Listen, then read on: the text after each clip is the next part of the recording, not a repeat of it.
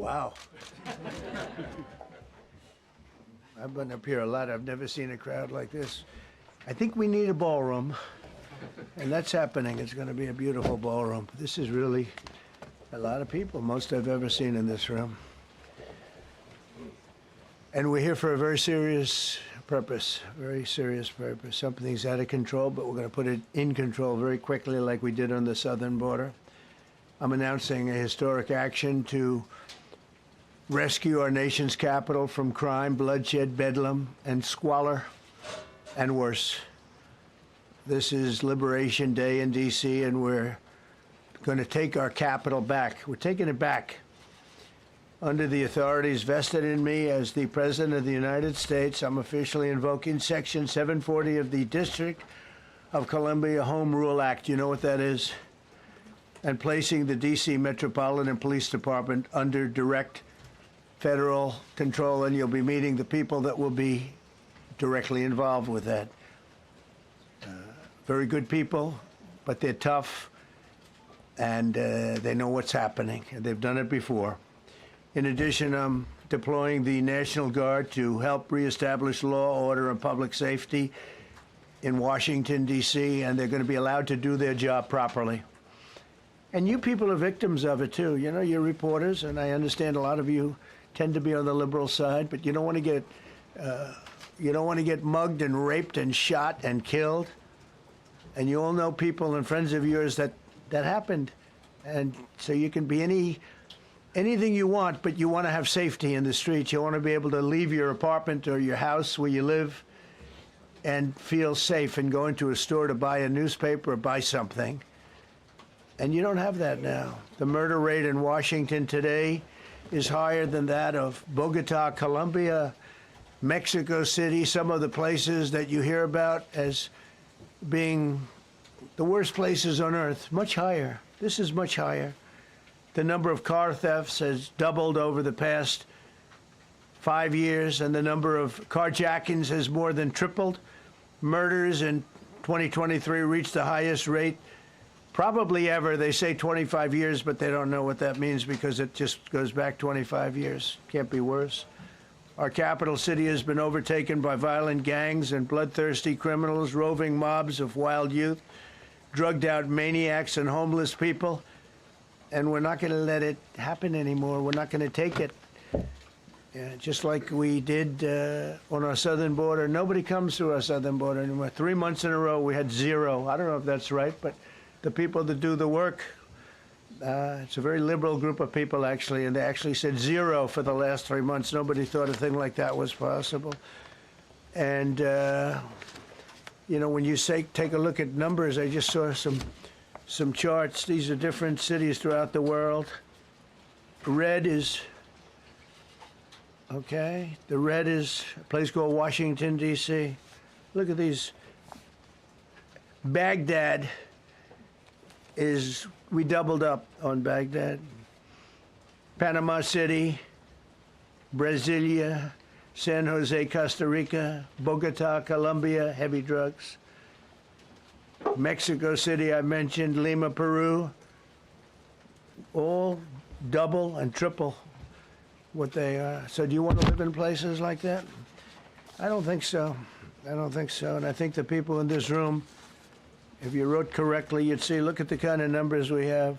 D.C., 41 per 100,000, number one that we can find anywhere in the world. Other cities are pretty bad, but they're not as bad as that. Is that where you want to live? The reporters of the world? Juvenile offenders and crimes against persons, as they say. It's getting worse. Not getting better, it's getting worse. And we had a recent indication. There was a story about a man who was just left. He quit because he was asked to do phony numbers on crime. And we're going to look into that. I think Pam is going to be looking into that. But he was asked by the city, I guess, that we don't want to show the real numbers. Let me do numbers so it looks like it's going down. Not going down. And under Biden, it was a disaster. And nobody did anything about it. We're going to do things about it like you wouldn't believe. Every American has a constitutional right to be able to access and petition their government in safety, and countless federal officials and employees likewise have the right to carry out their jobs in peace without being shot. As you know, I lost a very good person a while ago, was shot waiting for his wife. He was in the car. They robbed his car. They shot him. They killed him like it was nothing to it. She was walking to the car. It's a horror show. This issue directly impacts the functioning of the federal government and is a threat to America, really. It's a threat to our country. We have other cities also that are bad, very bad. You look at Chicago, how bad it is. You look at Los Angeles, how bad it is. We have other cities that are very bad. New York has a problem. And then you have, of course, Baltimore and Oakland. We don't even mention that anymore. They're so far gone. We're not going to let it happen. We're not going to lose our cities over this. And this will go further. We're starting very strongly with D.C., and we're going to clean it up real quick, very quickly, as they say. Days ago, a former member of the DOJ staff was savagely beaten by a band of roving thugs after defending a young woman from an attempted carjacking. He was left dripping in blood. He thought he was dead, with a broken nose and concussion. Can't believe that he's alive. He can't believe it. In June, a 21-year-old congressional intern was tragically killed after being hit by a stray bullet in a drive-by shooting. A former Trump administration official named Mike Gill, fantastic person, was murdered last year in cold blood in a carjacking blocks away from the White House. We all knew him. Great person. Waiting for his wife as she was walking to the car. A Democrat congressman was also carjacked at gunpoint not far from the Capitol. And in 2023, an aide to Senator Rand Paul was stabbed in the chest and head by a demented lunatic as he walked down the street, just absolutely for no reason. Horrifically, last July 4th weekend, a 3-year-old girl was shot in the head and killed while sitting in a car near the Capitol. It's becoming a situation of complete and total lawlessness. And we're getting rid of the slums, too. We have slums here. We're getting rid of them. I know it's not politically correct. You'll say, oh, so terrible. No, we're getting rid of the slums where they live. Caravans of mass youth rampage through city streets at all times of the day. There are ATVs, motorbikes. They travel pretty well. Entire neighborhoods are now under emergency curfews. Just this past weekend, gunfire went through, and you saw that, the Navy Yard. I saw it this morning. They saw that they fought back against law. See, they fight back until you knock the hell out of them, because it's the only language they understand. But they fought back against law enforcement last night. And they're not going to be fighting back long, because I've instructed them and told them whatever happens, you know, they love to spit in the face of the police. As the police are standing up there in uniform, they're standing and they're screaming at them an inch away from their face. And then they start spitting in their face. And I said, you tell them, you spit and we hit. And they can hit real hard. It's a disgusting thing. I've watched that for years, for 3-4 years. I've watched them. The police are standing, and they're told, don't do anything under any search. So and you can see they want to get at it. And they're standing there, and people are spitting in their face, and they're not allowed to do anything. But now they are allowed to do whatever the hell they want. This dire public safety crisis stems directly from the abject failures of the city's local leadership. The radical left city council adopted no cash bail. By the way, every place in the country where you have no cash bail is a disaster. That's what started the problem in New York, and they don't change it. They don't want to change it. That's what started it in Chicago. I mean, bad politicians started it, bad leadership started it, but that was the one thing that's central, no cash bail. Somebody murders somebody and they're out on no cash bail before the day is out. We're going to end that in Chicago. We're going to change the statute. I spoke with Pam and Todd and everybody. We're going to change the statute, and I'm going to have to get the Republicans to vote because the Democrats are weak on crime. Totally weak on crime. They don't know why. They want to stop because they get mugged too. But we're going to change no cash bail. We're going to change the statute and get rid of some of the other things. And we'll count on the Republicans in Congress and Senate to vote. We have the majority, so we'll vote. We don't have a big majority, but we've gotten everything, including the great, big, beautiful bill. Got that done, and that's one of the greatest things that's ever happened to people in this country. They're starting to figure it out, how good it is. Biggest tax cut in history. So many things. But we'll be able to get that done. So, Todd, if you and Pam can draw up things working with the people, we will. I'll get it passed. We'll get it passed with the Republicans. Probably won't get, think of this, probably won't get one Democrat vote because they have no idea what they're doing. That's why they want men playing in women's sports. That's why they want transgender for everybody transgender. And they just got walloped in an election, in a landslide, and they haven't changed one thing. I saw the other day the certain gentleman who was a very well-known politician, Democrat, was fighting like hell that men should be allowed to play in women's sport. They just don't get it. They said it's an 80-20 issue, and I think it's a 97-3 issue. And I don't know who the three are. I've never heard anybody come. Nobody's ever come up to me, sir, you have to let men play in women's sports. You have to do it, sir. Nobody's ever approached me. I don't know where this issue even comes from. Never seen anything like it. But they turned our nation's capital into a sanctuary jurisdiction. That's the other thing. We have to get rid of sanctuary cities as quickly as possible. We're going to do it, too. We have to. Because it's sanctuary for criminals. Releasing illegal alien gang members onto the streets in 2022, nearly 70% of criminals arrested in Washington went unprosecuted.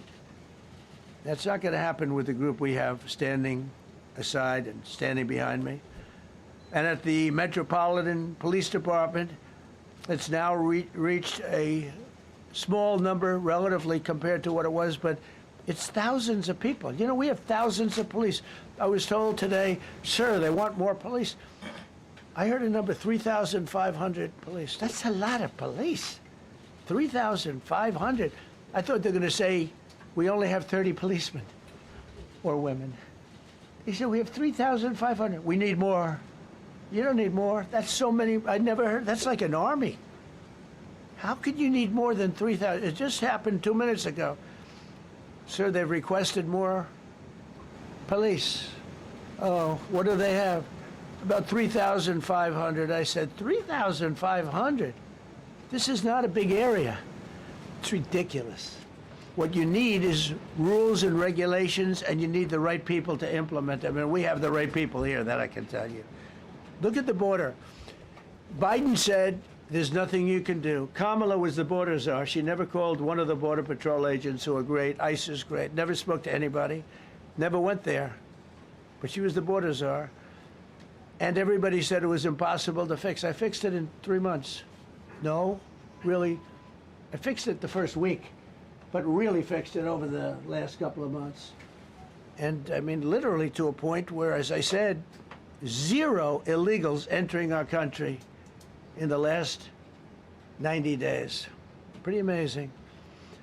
It's time for dramatic action. We're going to do the same thing over here. It's going to be a very safe city very soon. We're not looking to just take years, because a lot of people die in years. And we've got incredible people in this country, except we have to allow them to do their job. And that we will deliver like nobody's ever delivered before.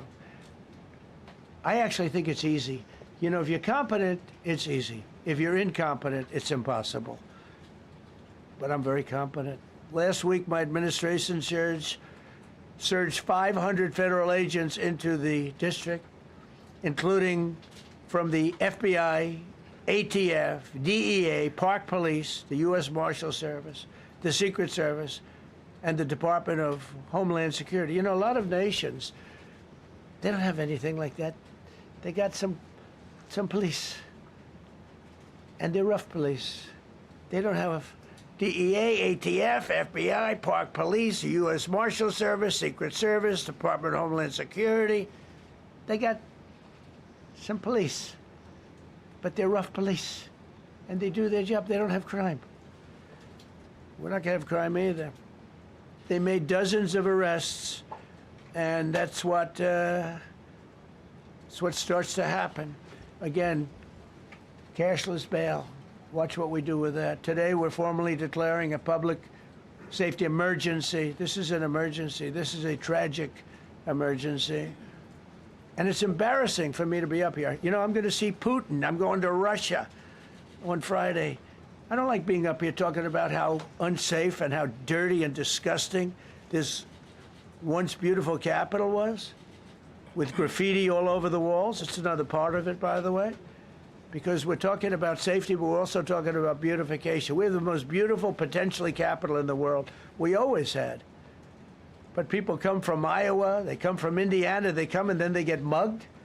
Not going to happen. Keep coming, because by the time you get your trip set, it's going to be safe again, and it's going to be clean very quickly. We're going to replace the medians that are falling down all over the roads. We're going to replace the potholes. We're going to put a nice new coat of asphalt over the top. No, we don't have to rip the road out and spend 7 years building a new road because they cut everything. Because some designers said, well, we need a 1/4 of an inch more turn for safety reasons. No, we're going to do it right. We're going to get it done quickly. So today we're declaring public safety emergency in the District of Columbia, and Attorney General Pam Bondi, who's fantastic, is taking command of the Metropolitan Police Department as of this moment. And I'll be making the appropriate notifications to Congress and to the mayor, our new DEA administrator, who's one of the top in the country. He better be Terry. If you're not, I'm going to get rid of you so fast. Terry Cole. Terry, thanks. Very good. We just got him, most highly recommended person. And you'll be designated as the interim federal commissioner of the Metropolitan Police Department, okay? And you run them tough. They're good. You have a lot of good people. You have people that shouldn't be there. You also have people that shouldn't be there. They got in there because of woke. But you have a lot of great police, and those people are the ones that want to help you. This city will no longer be a sanctuary for illegal alien criminals. We will have full, seamless, integrated cooperation at all levels of law enforcement, and we'll deploy officers across the district with an overwhelming presence. You'll have more police, and you'll be so happy, because you'll be safe. When you walk down the street, you're going to see police, or you're going to see FBI agents. We're going to have a lot of agents on the street. You're going to have a lot of, essentially, military, and we will bring in the military if it's needed. By the way, we're going to have National Guard, but Pete Hegseth will tell you about it. We will bring in the military if needed. People say, oh, that's so terrible. He's going to bring in, it's been used many times over the years. I don't think we'll need it. I think we've got so many great people, including the people that are in the police department with proper leadership. They'll immediately begin massive enforcement operations targeting known gangs, drug dealers, and criminal networks to get them the hell off the street, maybe get them out of the country, because a lot of them came into our country illegally. They shouldn't have been allowed in. They come from Venezuela. They come from all over the world. We're going to get them the hell out. They won't be here long. But some of these people, a lot of them, are homegrown criminals. And these are bad people. These are rough people. And this is just a list of some of the people that were given to me today that were criminals removed from the D.C. streets this weekend. They were rough and tough. But we're rougher and tougher. Look at these people here. Nothing, you know. They're not going to be your local school teacher. Look at this guy. He has killed people numerous times. They're not going to be an asset. They will never be an asset to society. I don't care. I know we all want to say, oh, they're going to be rehabbed. It's not going to be rehabbed. So, just to conclude, Washington, D.C. should be one of the safest, cleanest, most beautiful places anywhere in the world. It was years ago. We had one problem that was a pretty big problem. The radical left got out of control, and they started trying to rip down statues, and I said, let's go pass a law real fast. We're going to do it real fast, but we were blocked by the Democrats who do not want safety. Nobody gets it. I don't get it. They don't get it because they can't get votes. I don't know how they can win an election with this, but they don't want safety. And I found an old statute, very old, early 1900s, that said if you so much as touch or even think about destroying a statue or a monument in Washington, D.C., you go to jail for 10 years with no probation, no anything. In other words, slightly different than we have today. Today we have cashless bail. There you get jailed 10 years. No curtailed sentence, 10 years. And we took it out. Nobody used it. It was never used because, you know, it was harsh. And you remember they started to rip down the statue of Abraham Lincoln. I said, that's a tough one to rip down. He was pretty good, Pam. I think he was pretty good. When the ropes started going around Abraham Lincoln to pull him down, Andrew Jackson, others, and they were heading to the Jefferson Memorial, Thomas Jefferson. They're going to do a big number there. I said, it's time.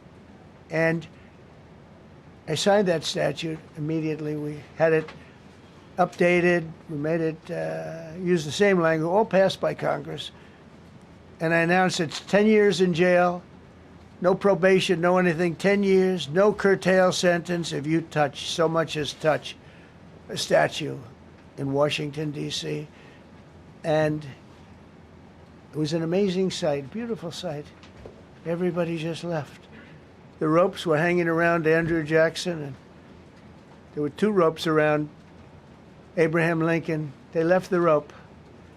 But everybody just left, and that was the last problem we ever had. You know, that was the last problem that we ever had with the statues. They were going wild, and somebody came to me and said, sir, in 1910, I don't want to give you an exact, because you'll say, Donald Trump gave us wrong dates around like early on. You know, if I'm slightly off, they make you sound a little bad, so I won't put myself in that position. I won't put you in that position. Because I think everybody agrees with what we're doing today. But when I signed that thing, it was like a miracle. Everybody left. They were gone. They were starting to march down. They started the march toward Thomas Jefferson. And I figured he was always going to be safe. But they found something with him, and they found something with Abraham Lincoln.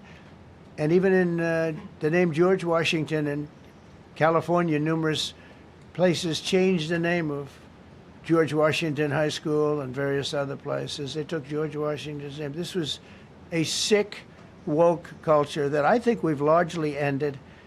And a lot of those people that were woke are now turning out to be the opposite. I won't go so far as to say MAGA. It's a very special category. But they've gotten out of that. But we have people that love this country, and they love this really beautiful capital. It is. I flew over it the other day, and I said, what a beautiful place. But if there's crime all over the streets, when you get there, it doesn't look so beautiful. But we're going to make it beautiful again.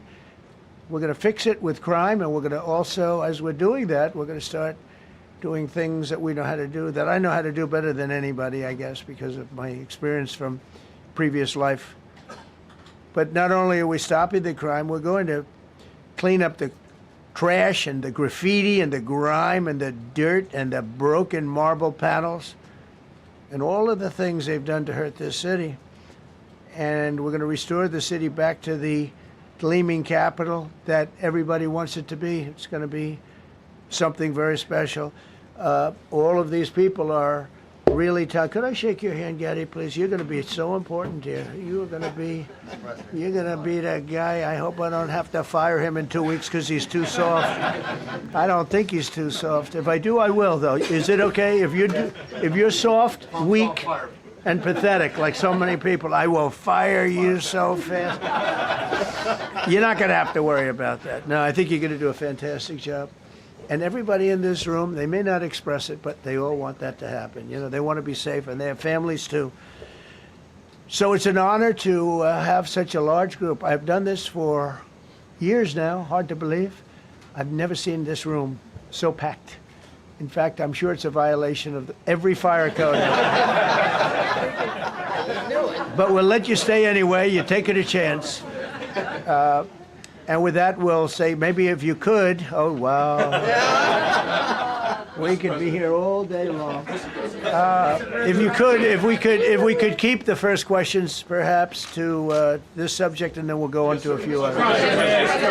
Please. Mr. President, thank you so much. Can you talk about how personal of an issue this is? We talked about flying over the Washington Monument and seeing the pride of what D.C. is, and do you believe that the status of the city, the cleanliness, the way that crime is low, is a direct reflection on how the country is run? Yeah, I do. I think the Capitol, look, everyone comes here. They're all coming. All the leaders, they're all wanting to come. And I say it, I've said it again, but I'm really just quoting other leaders from NATO, from the Middle East, King of Saudi Arabia, Qatar, UAE. I was over there. We brought back $5.1 trillion of investment into our country. But a month and a half ago, I was at NATO. We had a great thing. They agreed to put up 5% instead of 2%. 2% they didn't pay, 5% is already paid. We had a great meeting, and they all said the same thing. They said our country was dead. They thought our country was gone. 1 year ago, they said your country was dead. And now you have the hottest country anywhere in the world. We do. We have the hottest country in the world right now. The tariffs have helped. It's given us not only the money, it's billions, trillions of dollars of money, but it gives us great power over enemies. We solved 5 wars with Pakistan and India. We just solved one. Azerbaijan and, as you know, and Armenia. A war was raging for 37 years. And the 2 leaders got up and they said, we never thought this would be solved. Russia tried to solve it. They all tried to solve it. It was a very tough situation, but we got it done. And I said to the 2 men, I said, are you guys friends? And they had a hard time. They've been killing each other for 37 years, right? One was there 5 years, one was there for 22 years. He said, my whole life I've been fighting this war. And you got it solved. But we did many of those. We did in the Congo and Rwanda. That's been going on for 30 years. 8 to 9 million people killed that they know of, but it was raging, and we got that solved. We got a lot of them done. It's a great honor. But you want to have, when they come, the leaders come to our country to sign documents that the war is over or whatever, or for other reasons. They come for trade. And you want them to come through so beautifully. You ride down those roads, everything should be perfect. You shouldn't have medians falling down into the roadway. Median, the metal things that are always. Somebody had a great lobbyist, because I've never seen them look good. I've been looking at those things with the little, right? They're always broken and bad, but here they're really bad. And we're going to either put new or fix it. And it's not expensive. It's not really expensive. And we're going to fix our roads a little bit. We're going to clean up our sidewalks. You have countries where every Saturday the people go out and they wash their sidewalks in front of their stores or their houses. They scrub their sidewalks. So we aren't quite at that level yet, I don't think. Gaddy, we're not quite there yet, but maybe we will. They go out and they scrub. I think it's so beautiful to hear that and to see those stories. But we're going to make it clean. But just to finish with your question, it's a very, very strong reflection of our country. And when they see a bad city, my father always used to tell me, I had a wonderful father, very smart, and he used to say, son, when you walk into a restaurant and you see a dirty front door, don't go in, because if the front door is dirty, the kitchen's dirty also. Same thing with the Capitol. If our Capitol's dirty, our whole country is dirty, and they don't respect us. So it's a very good question, actually. Mr. President, sorry. Question for you on the specific issue. Do you expect more cities to follow DC's path if this goes through? So the idea is that Chicago, LA, San Francisco, would they expect similar action what we've seen in DC? And the other question, sir, there's reporting that the administration is going to reclassify marijuana. Would that send mixed messages that if marijuana is okay, some drugs are okay, but we're trying to clean up crime? How do they go hand in hand? We're only looking at that. That's early, but somebody reported it, which is fine. We're looking at it. Some people like it, some people hate it. Some people hate the whole concept of marijuana because if it does bad for the children, it does bad for people that are older than children, but we're looking at reclassification, and we'll make a determination over the next, I would say, over the next few weeks. And that determination hopefully will be the right one. It's a very complicated subject, the subject of marijuana. I've heard great things having to do with medical, and I've had bad things having to do with just about everything else. But medical and, for pain and various things, I've heard some pretty good things, but for other things, I've heard some pretty bad things. The other part of your question, I mean, we're just going to see what happens with it all. We're going to have a tremendous success in what we're doing.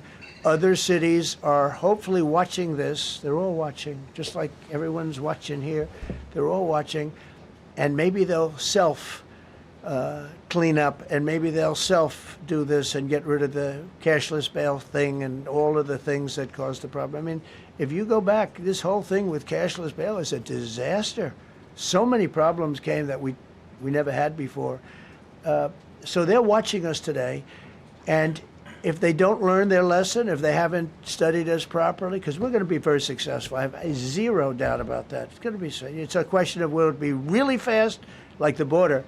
Everyone said, they used to say, Biden used to say, I need legislation. I didn't get any legislation. I called up our people, and we did a great job. Tom Homan was great. As you know, our secretary did a great job. They did a great job. There's no games. They didn't play games. And we're going to have the same thing here.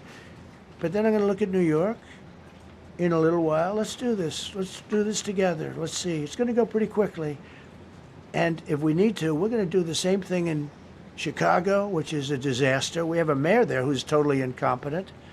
He's an incompetent man. And we have an incompetent governor there. Pritzker's an incompetent. His family threw him out of the business, and he ran for governor. And now I understand he wants to be president. But I noticed he lost a little weight, so maybe he has a chance. You never know what happens. But Pritzker's a gross incompetent guy, thrown out of the family business. But when I look at Chicago and I look at L.A., if we didn't go to L.A. 3 months ago, L.A. would be burning like the part that didn't burn. If he would have allowed the water to come down, which I told him about in my first term, I said, you're going to have problems, let it come down. We actually sent in our military to have the water come down into L.A. They still didn't want it to come down after the fires. But that was it. We have it coming down. But hopefully L.A. is watching. That mayor also. The city's burning. They lost like 25,000 homes. I went there the day after the fire. You were there.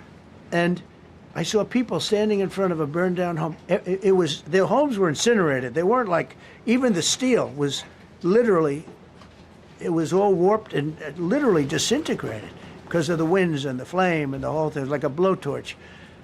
They were standing on this beautiful day, maybe a couple of days after. We gave it a little time because what they had suffered. Almost 25,000 homes. And you see what's happening now. They didn't give their permits. I went to a town hall meeting. I said, we're going to get you the federal permits, which are much harder. Almost immediately, Lee Zeldin is a star. He did an incredible job. They have all their federal permits. They don't have their city permits. And the mayor said to me, we think we could have them in 2 years. I was walking down the street, and I met with firemen and police. And I was saying hello to many people that were standing in front of their homes with yellow tape. You can't go in. You can't go onto the lot. And those people wanted to start rebuilding their homes then and there. And the mayor said, we should be able to get them the permits within 2 years. I said, that's a shame. 2 years? Are you kidding? I'm going to get them the federal permit like almost immediately, 2 years. And she drew it back, well, maybe 1 year. The place was booing her out of the place. They don't have their permits to build their homes. And now they're talking about this is among the most beautiful areas in the country. Now they're talking about putting low-income housing there. Can you believe this? I love low-income housing. I made money with low-income housing. I built low-income housing. I know more about low-income housing and luxury housing. I know about everything real estate. They want to replace some of those homes with low-income housing. They haven't gotten their permits yet. We've gotten all the federal permits, which are much tougher to get, and it was done almost immediately through Lee Zeldin and Federal Environmental. And I watched the other day, those people are angry. And now, they had tremendous They loved that area. They loved the whole big area, different places, but they loved it. It was all luxury stuff and beautiful stuff, and some wasn't that luxury, but the level of love for that neighborhood, their neighborhoods, was incredible. And you know what? I watch people on television, they want to go, they want to leave. They've lost their spirit, they've lost their heart, because the mayor's incompetent, and Gavin Newsom is incompetent. Got a good line of but that's about it. He's incompetent. And you have Los Angeles is, you know, it's amazing. You know, I called, the first thing I did, I got the Olympics to go there. I was the one that got it. And by a rare thing that happened, I'll be the president. I was very upset because I got the Olympics there, and I said I won't be president when it comes. But bad things happened, and illegal things happened, really illegal things happened. Now it turns out one good thing was I'm going to be the president for the Olympics for 2050, for 250, which is going to be fantastic, and also for the World Cup. So we have a lot of good things, and I hope 250 is going to be the 250th anniversary is going to be the best. But when I looked at those people, and I saw last night on television that they still don't have their permits, it's a disgrace what's happened in Los Angeles.